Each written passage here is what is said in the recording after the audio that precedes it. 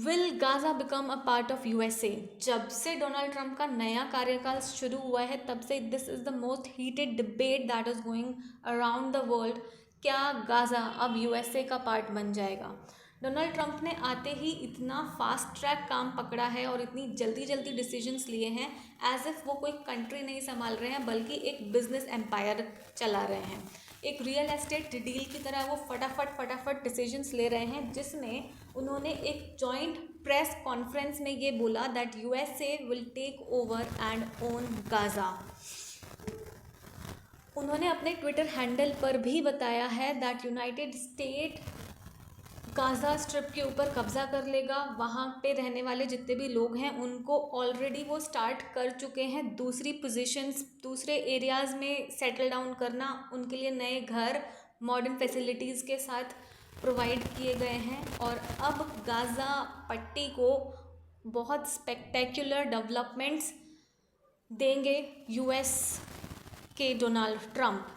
वहाँ पर डेवलपमेंट होने के बाद कोई यूएस का सोल्जर नहीं रहेगा और साथ ही में उस रीजन में जितनी भी वॉर्स और क्लैशेस हो रही हैं उनके ऊपर एक लगाम कसी जाएगी। ऐसा कहना था यूएसए के प्रेसिडेंट डोनाल्ड ट्रंप का। अगर करंट सिनेरियो में देखें तो गाज़ा में डिस्ट्रक्शन और मलबे के अलावा और कुछ नहीं बचा है। वहाँ पे सिर्फ और सिर्फ बर्बादी के निशान हैं। वहाँ पे रहने के लिए कोई जगह नहीं है, लोकल बिल्कुल परेशान है, उनके पास कोई रिसोर्सेज नहीं है। इसीलिए यूएसए ने डिसाइड किया to take over the Gaza and to help people relocate them, develop Gaza. लेकिन इससे बहुत सारे मिडिल ईस्ट नेशंस खुश नहीं हैं। टर्किश फॉरेन मिनिस्टर हकान फिदान ने बोला है कि दिस इज़ अनएक्सेप्टेबल। यूएसए इस तरह से गाज़ा के लोगों को, फ़लस्तीनियों को रिलोकेट नहीं कर सकता है, अपनी रूट्स से अलग नहीं कर सकता है।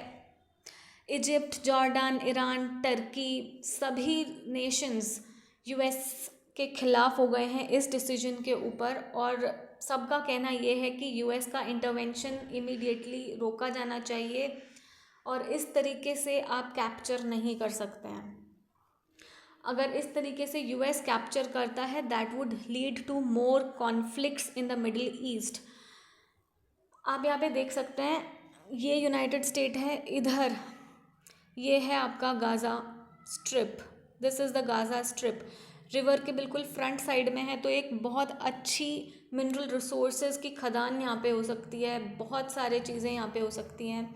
गाज़ा स्ट्रिप बहुत इम्पॉर्टेंट है बहुत सारे मायनों में for both Israel and USA.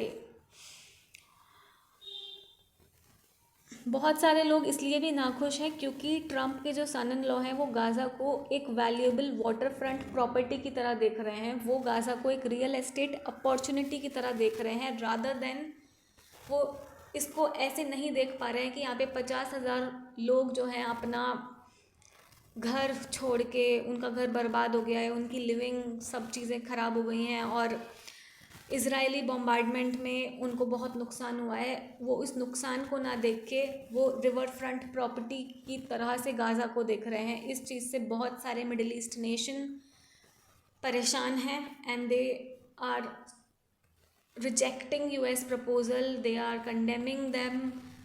और यूएस चाहते हैं that Gaza should be turned into riviera of the middle east. उसके अलावा उनका कोई दूसरा प्लान नहीं है, but people are not happy. However बाद में यूएस के जो ऑफिशियल्स हैं उन्होंने क्लियर किया था that Trump only wants to displace Palestinians from Gaza temporarily. वो कुछ ही टाइम के लिए पैलेस्टीनियंस को रीलोकेट करना चाहते हैं। Once the Gaza is redeveloped into a good living state में गाज़ा को डेवलप किया जाएगा, तब तक रिलोकेट करेंगे, वापस से गाज़ा के लोग गाज़ा में आके रह सकते हैं, ऐसा यूएस ऑफिशियल्स का कहना था।